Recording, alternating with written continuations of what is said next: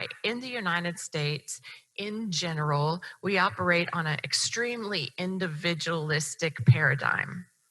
We believe it's good if you launch out on your own and you say, I raised myself up from my bootstraps. We even have songs about it. I did it my way. That's a big classic. Have you ever heard that song? See, that's why. That's because I'm a lot older than you.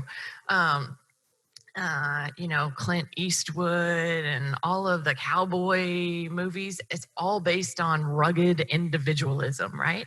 So we think it's really good to do something on your own and to take initiative. That's kind of a high cultural value in especially European American culture, but that's not true across all cultural groups in the United States. Okay. So, especially if you're from a European American background, this is what Monty was referring to when he said, give up power and give up control. Doesn't need to be done the way you think it's best. And there are a lot of cultural ways of doing things that are just as effective, especially if you're willing to not have to be in control all the time. And if you're willing to. So I think there's a lot to learn from the way they're doing things there.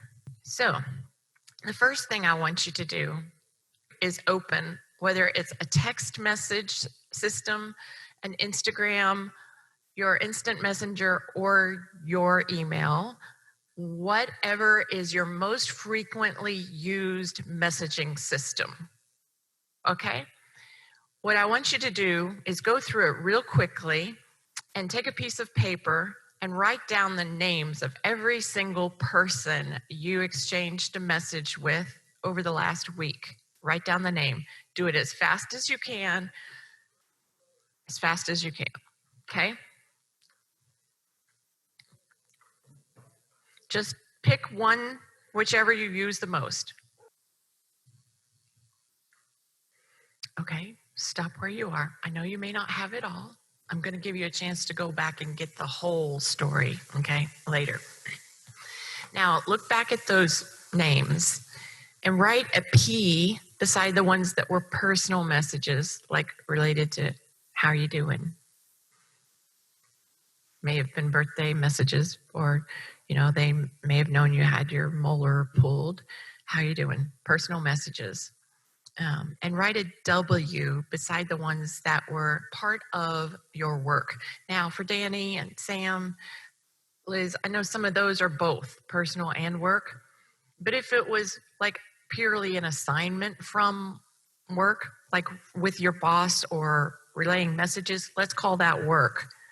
I know your work is both personal and work, but so try to delineate. Try to delineate which were task messages and which were relational messages. P if it was personal, W if it was work. Count the number of messages that are there. Count the number of names.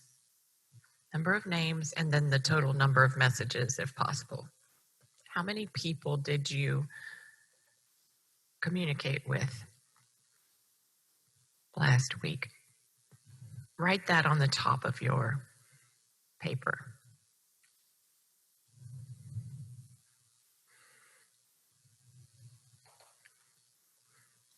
That's the number of people you communicated with. So right beside it, people. Now, if you can calculate, including the hashtags, how many total messages was that?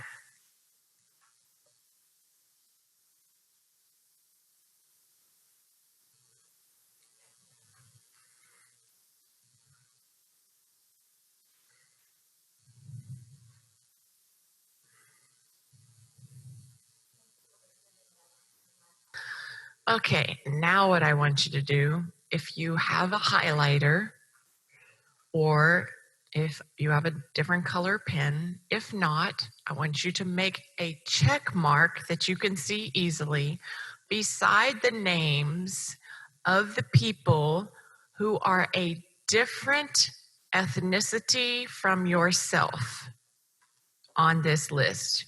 Who is not from your cultural group? Some way you can see that.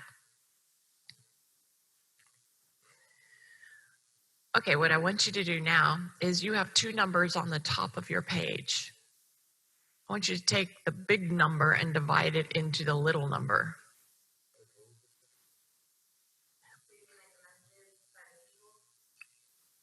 Your number may not be. I want you to divide the, okay, so I want you to divide the, oh, wait a minute. I got to turn this into words instead of numbers in my head. Okay, so you have a number of people you had messages. The number of people, I want you to divide the number of people outside your ethnic group by the number of people you had messages. For most of the people in this room, you're going to have had more people that you had messages with than people outside of your ethnic group, right? So for me, let's say I had 10 people I had messages with, and 2 of them were people of color. I would divide 2 by 10. You might get out your calculator app, and I'd say 2 divided by 10.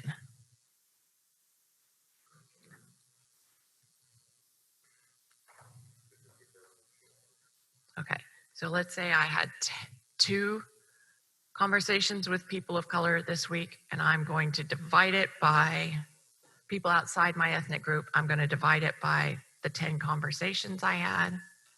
Whoops.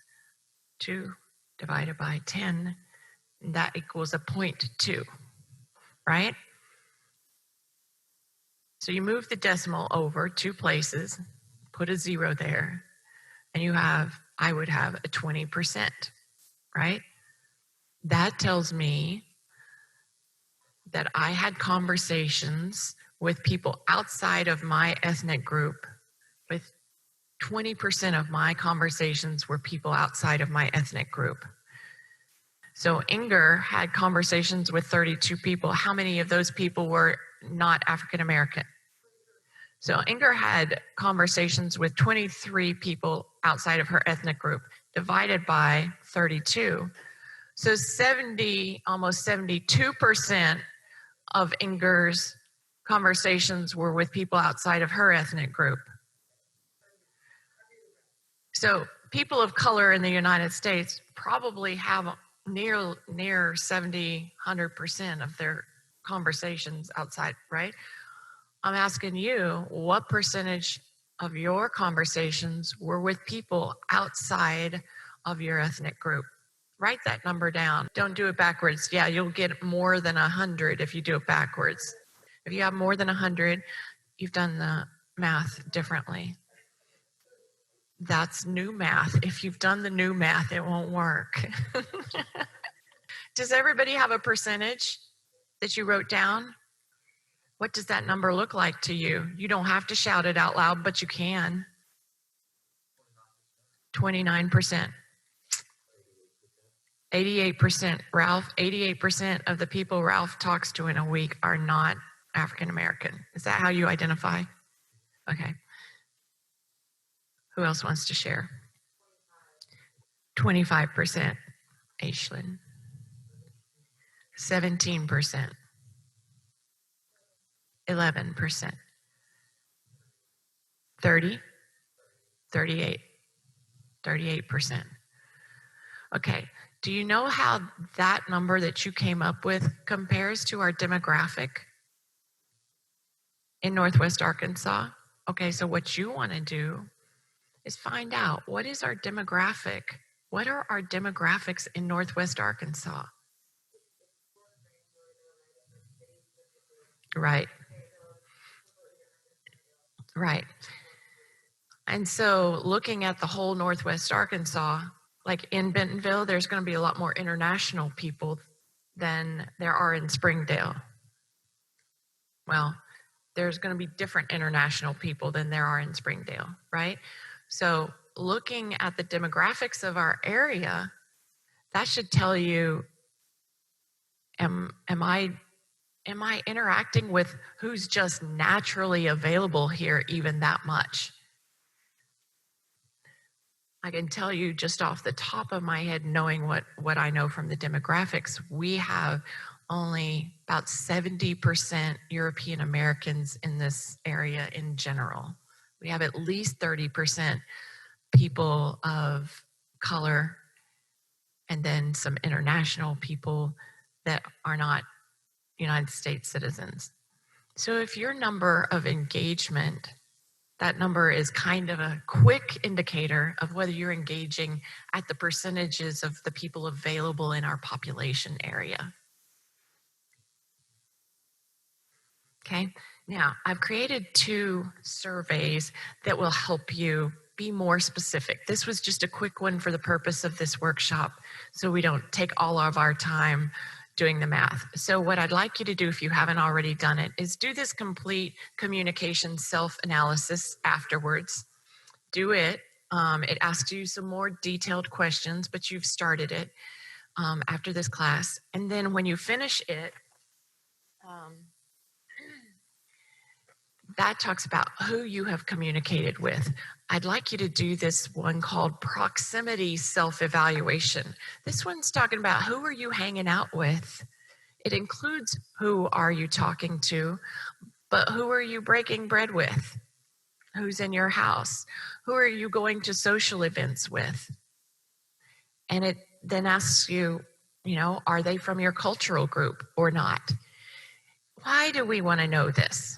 Accountants say, what gets measured, what gets done. My husband's an accountant. What gets measured, what gets done. And if we have any kind of goal, we put numbers to it, right?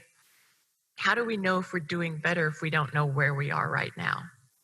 So these tools that I've created, and there's some professors that are actually going to help us develop them further, but you guys are a pilot group that we can use this to help people learn where they are and how to increase their, I call it a personal inclusion quotient. Have you heard of IQ, your intelligence quotient?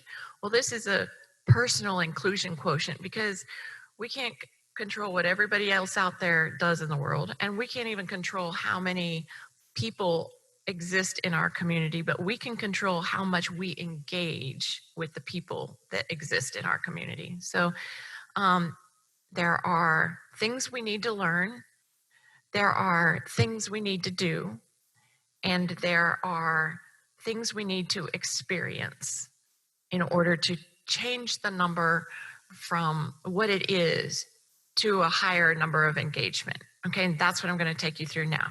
But to know where you really are, I encourage you to take these 2 surveys. Take the communication one first because you'll plug those numbers into the other one.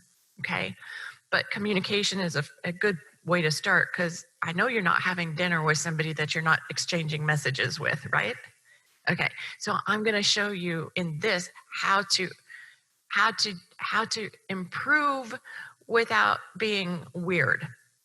Okay, nobody's going to walk up to anybody in Walmart and say, hey, you want to go hang out and have coffee? No, there are more natural ways to develop relationships, and that's what we're going to talk about. A lot of what I'm talking to you about today comes out of just communication research. It's called relationship development research. And there are things that we do in the United States that are just frankly weird. So I'm teaching you some things that are found in cross-cultural communication research that will help us not only have better relationships with people of our own cultural group, but also outside of our cultural group, so we don't make mistakes, misunderstandings that we can't fix.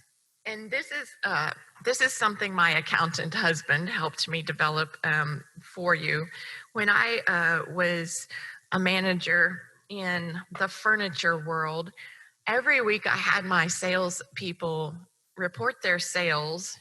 When you get your paycheck, you know how much you have to spend, right? But there are things you do before you get your paycheck, if you're in sales, that if you measure, you can raise your paycheck. So this comes out of that. And I'd like you to keep one of these clean so you can photocopy it and use it in the future. Okay. or you can email me and I'll send you more. Okay. But with this document, you could make yourself a 12-month plan in the future. Okay, so first thing we're going to talk about new experiences. One thing you want to do, this applies both cross-culturally and let's say you're just shy. I know you don't believe it, but I'm shy. I'm not good at meeting strangers. I'm not good at parties.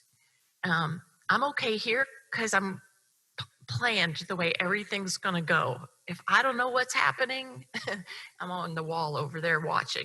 Okay, that's me. So there's this thing in communication called communication apprehension, where people don't know how to just even start random conversations. That's me. If I don't understand the purpose of a conversation, I'm not having it. So is that you too? Okay, so I'm going to give you some tools for that, not only in random conversations, but also in purposely engaging in cross-cultural conversations. Okay, so the first thing you want to do if you want to meet new people, let's say you're trying to hire people to write programs, right? He's trying to hire some people, Mr. Fisk, right now to write programs. So what he wants to do is find out where are all the programmers hanging out. He probably wants to go to a programmers convention. Right now they're meeting virtually somewhere, right? So he would go to where are the programmers. And so in having new experiences, you need to figure out where are the people that I need to meet. In just doing your communication, the quick one we did just now, you know who you are talking to. Who are you not talking to? Let's just think about our church. Think about who comes to our church, what our church looks like that is not, who is not on your message stream. If you're just looking at what our church looks like, we have a Latino congregation in our church. Were there any Latino people on your message stream? About a third of our congregation, from what I can see, is African American. When I'm on the platform, it's African American. Were there any African American people on your message stream? If you're a leader, are there any Latino or African American people on your leadership team? Are there any that you're developing, that you're mentoring? If they're not, we need to go find some people that we can be developing, mentoring, putting in our ministry. Okay, so who was not on your message stream? Who is not there? Just make some personal notes. I'm not going to make anybody shout it out loud. We have a large Marshallese community here in the United States. I mean, here in Northwest Arkansas. That a lot of the Marshallese community is first generation, so they may be going to primarily Marshallese churches, but a lot that I think we have had the first generation of Marshallese high school graduates in the last couple of years who are now not just going to Marshallese events, right? They're also looking for places that are not primarily Marshallese now that they have the language down, right? Do we have any Marshallese friends in our messages? I don't. I need to be more intentional about finding Marshallese friends in the community. Do I know how to say hello in Marshallese? I know how to do it in Spanish. Do I know how to make sure that I'm speaking to a Spanish person versus a Marshallese person if I'm going to say hola? Right? Okay, so some competencies we might need to learn, which is coming next. So we might need some new experiences. On page 53. Oh my goodness, I think I've got, my page is misnumbered. Yeah, 53. In your workbook, there are some ways that you could get some new experiences that are just going to naturally happen in the community. I suggest looking for those intentionally, like in Facebook events, as they start coming up in each month. Look for Facebook events that are specific to cultural groups. Okay, but I've listed some of the events in by month on page 53. So put those on your calendar and plan to go to cultural events throughout the year. Plan at least 4 different cultural events. If you want to learn one specific community, let's say you took Spanish in high school, but you're not very fluent. I lived with a Spanish family for 18 years. I used to dream in Spanish. I've lost most of my Spanish. And I need to regain my Spanish, right? So maybe I want to focus on regaining my Spanish and having a Spanish conversation partner and being more involved in the Spanish speaking community. So maybe I just want to focus on that community. Or maybe I just want to become more competent at all of the communities. So make your plan based on, where the Lord has your heart. Who do you need to learn more about? Here are some events that are already planned into the community. Okay. Do any of these months or activities on these months jump out to you? If so, jot them down so you'll know to put them in your calendar or to search out events during that month. Okay. Some things you could do is you can go to an event. I don't know why anybody would not go to Black History Month events. There's so many, it's so easy to go to, and there's so much to learn, especially with what's going on culturally. And there's so much that we need to learn and do as a country. And we have some excellent resources here in the community with the university. St. James Missionary Baptist Church always does a great job putting some things on, learning events. So if that's not on your calendar, I think you should seek the Lord and ask why. You can ask friends to join you. That gives you a conversation partner to talk about and process the group with. Another great way to get cultural events is Crystal Bridges and other museums. They are having really good things. Music festivals. I think it's June. We just came through June, which is African American Music Month. A person you wouldn't know if you're into music is Anthony Ball. Follow him. He's got a nonprofit called Music Moves. And then there are similar music specialty with every community. So in the Latino community, there's a man named Papa Rap. He does a lot of, if you like Spanish music, you could go there. So identify some events that you could go to that put yourself as an outsider. And I don't mean you're going to act like the outsider. I mean, you need to be the minority in the room. Like the Rose and the Hendersons have put themselves outside of their comfort zone so they can serve. In the United States, especially if you're European American, you don't have to do that. But if you're ever going to learn to serve with humility, you really do have to do that. You need to put yourself in a position to serve and experience being the minority in the room regularly, as often as possible. It will change your heart. It'll change your life. So experiences, that's one. I'm going to be quiet for a minute so you can take some time to write down experiences. On this first sheet, I'd like you to focus on what you could do in the next 3 months.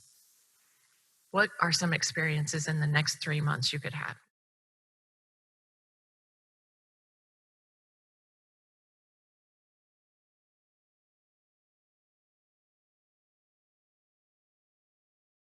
Right now, it is difficult to find live events, and I'm not recommending them, but there's a lot online. There is a lot online, and it's not as fun as, just getting among people and just being there physically and hugging people, but you can still learn, right? Another thing is with new experiences is that you can experience new things virtually, like on Facebook, on Instagram, right? So Leverage those communities too. Now, you're going to have to get outside of your current friendship circle, which we're going to talk about in a minute. But right now, we're talking about the current places you already go. We want to get outside of those into new places and new cultures. So for now, you're going to need to do a lot of that virtually, which makes it easier because you're going to be able to go without actually having to risk all of the discomfort. You can go and just be there invisibly and learn for a little while. That's part of the power of social media. And then once you get some information and everything is safe again, then you can go physically and be in those places. That's a good that is a good point. And I was assuming you all knew that because you're much better at technology than me.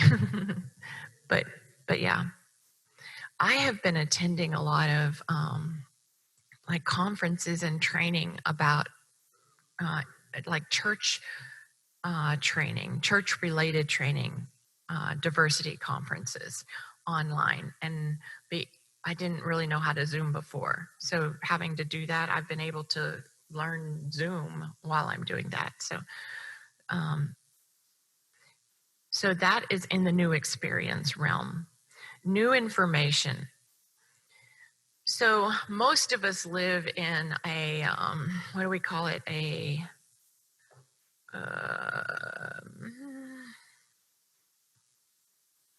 The word that's coming to me is groupthink, but it's not groupthink. It causes groupthink, a silo.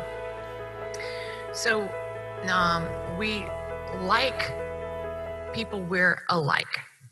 So if you're alike with someone, you're most likely to like them, right? And so we attract people to ourselves who are like us. It's easy to develop relationships with people we're like. People who do music, you attract a lot of musicians, right? People who are in ministry, you attract a lot of youth pastors, college pastors, right? We have to work a little harder to attract and be friends with people who we're not alike with, who we don't have a lot of background with or cultural commonalities with.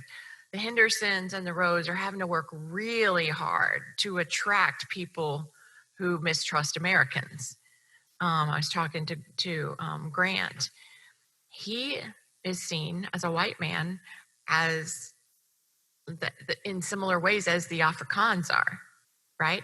The colonizers, the people who did a lot of the harm there. So he has another level of mistrust in South Africa than the Hendersons do, right? So he has to work extra hard. So just in general, we have to work harder to become friends, especially trusted friends with people who are not like us and who don't come from our same experiences. So we have to gain information about people that we're trying to become friends with. So our school systems did not do us justice or good service in doing that. We did not learn equitably about all the people groups and all the struggles of all the people groups that have made America who they are. And we have not been in our school systems, in our history books, the people groups who contributed so greatly to America have not been credited. You're going to have to go outside of what you've been told on purpose. So there are a lot of great resources out there.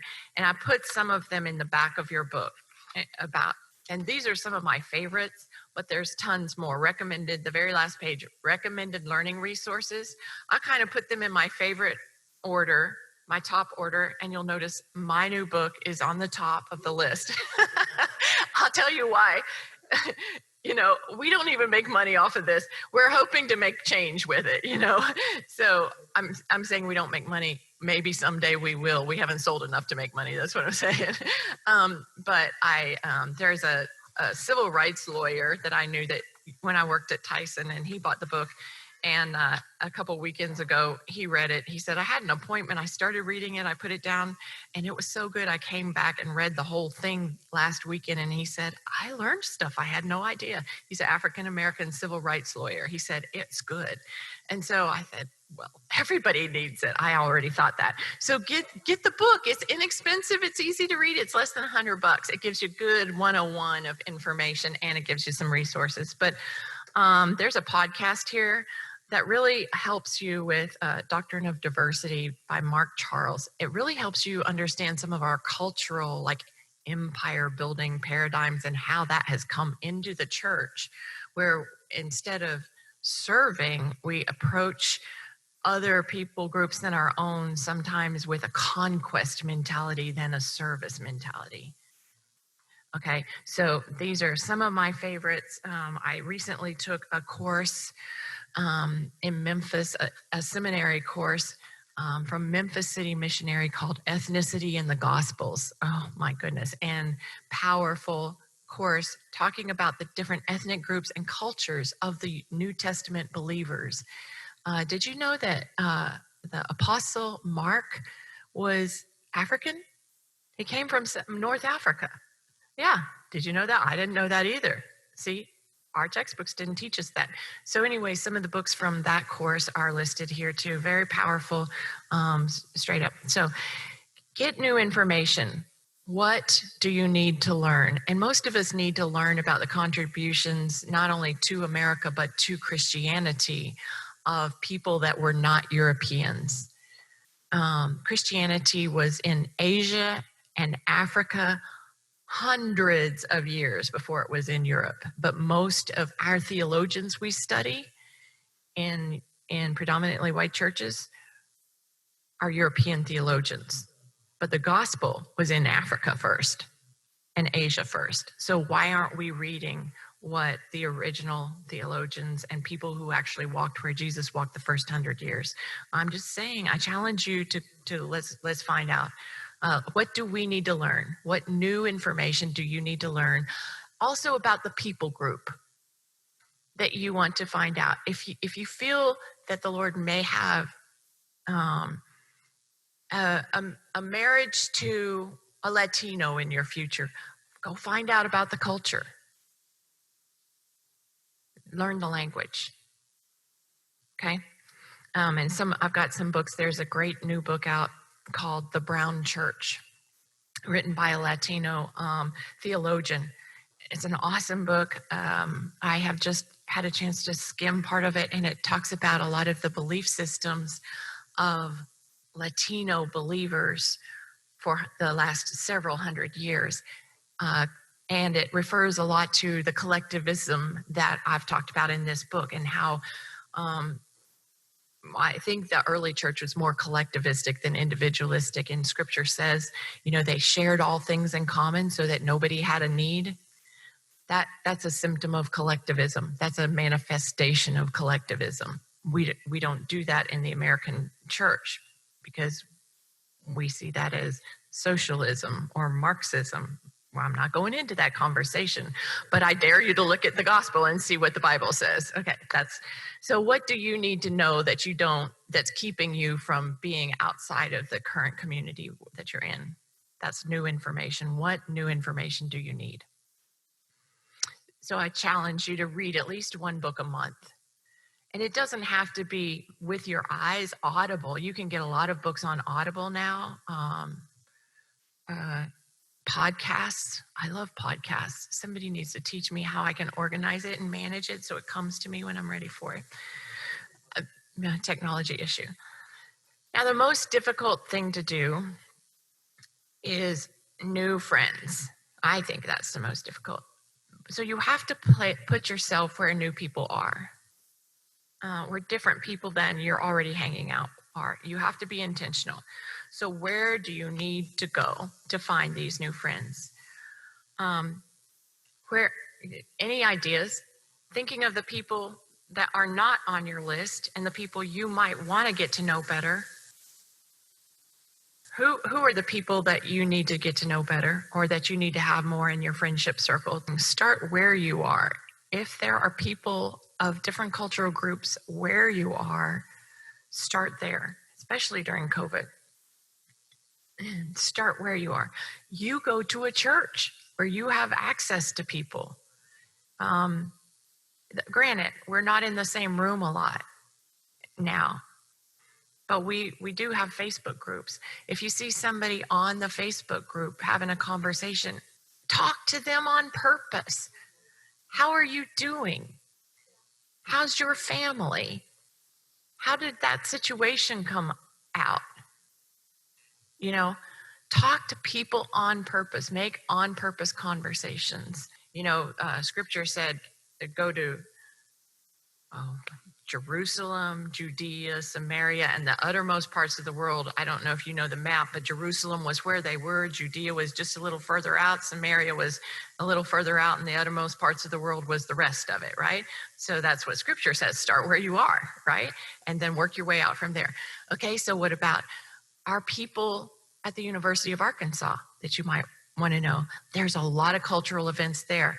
There's an Indian festival called Diwali every year. You don't have to be a student to go to some of the cultural events that are there. So you could check out the university's calendar. Make a note of that. It's at you can go on their website and check out the university's calendar, and you'll know more of the holidays, the international holidays. Another thing is we have the whole world right here. You could become a host family for international students on holidays. And you don't even have to do their international holiday. They're here to experience American customs, like Thanksgiving. So you just do Thanksgiving the way you would do Thanksgiving and show them the American custom of giving thanks. You may have a house full of Muslim students that you're showing how to give thanks, or that you're explaining the Christmas celebration. You're explaining Jesus. At my house, I had a house full of Muslim students last year, and we were reading the Christmas story. There were three. So I had a host. I was hosting a girl from the language school who was here to learn English so she could get in grad school. And she had met some other friends. One was Brazilian. So she was from Saudi, but she had some other friends, and she asked if she could have them come over for Christmas. So I had three girls from different places. Two were Muslim, and one was, I don't know. But three of the girls knew the Muslim Christmas story. And of course, it has some different information than ours. So we read the Christmas story from the Bible at the dinner table. And they were piping up, ooh, so Jesus is Isa in the Quran. So they were connecting with the Christmas story. We weren't trying to have the sinner's prayer right there and convert them from we weren't trying to convert them from Islam. We were sharing the gospel at our Christmas dinner, and we're letting the Holy Spirit do the rest of the work. They don't live in my house. They don't live in the country anymore. We're just planting seed, okay? So right here, so you have access to a lot of people. I don't feel morally or ethically good about forcing someone to convert right here and now in exchange for Christmas dinner. I just don't think that that's the way to go about it. I think that we build relationships. We tell them about what Jesus has done in my life and how Jesus has healed me. And we tell them what the Bible says about the Christmas story, and we don't get into religious arguments about it. And then they told us what they know about the birth of Jesus from the Quran. And we say, oh, interesting. So Mary is Miriam in the Quran. I know a few things. I'm not afraid for them to tell me their story. Right? And so whether that's a religious story or a cultural story, it's really more about hospitality than anything else. Do you know the Lord enough to share what is already in your life, to just open it up just a little bit more, to open your boundaries just a little more? That's really all this is about. But to be on purpose, to make sure the people that I'm opening my house to don't look just like me. It's easy to have a bunch of Christians over for Christmas, right? Just really easy. So if you're intentional and if you're looking, you can find people who don't have any place to go on Christmas, or July 4th or whatever it is. Cinco de Mayo. You can turn Cinco de Mayo into, whatever. Okay, so your that's your learning plan. Who do you need to get to know? And then your next question is, where can I find them? And really, you may not know the answers, but God knows. So this is something to be. So you set the goal, and God shows you how to act it out. But if you will be intentional and you keep this in front of you, you put it on your mirror or something, God will show you how to advance it every month. As you do your budget or as you do your monthly calendar, as you do your routines, make this part of your routine so you can expand it. And so with that, I want to say one more thing. You can contact me and I can help you. My email's on some of these documents, I guess. You can contact me and I can help you kind of fill it out more. This is just kind of a starter for how you can act these things out. And I can walk you through more of it, and you can actually contact me to let me know your progress too. So I'd like you at least to make one new friend a month, not just a friend that you can count and take a Facebook photo with and post. No, that's not a friend. That's an exploitation, right? That's an exploitation. So just make a goal on purpose to make at least one new friend that you're going to build a relationship with. That's not like you, that you're going to sit down and listen to.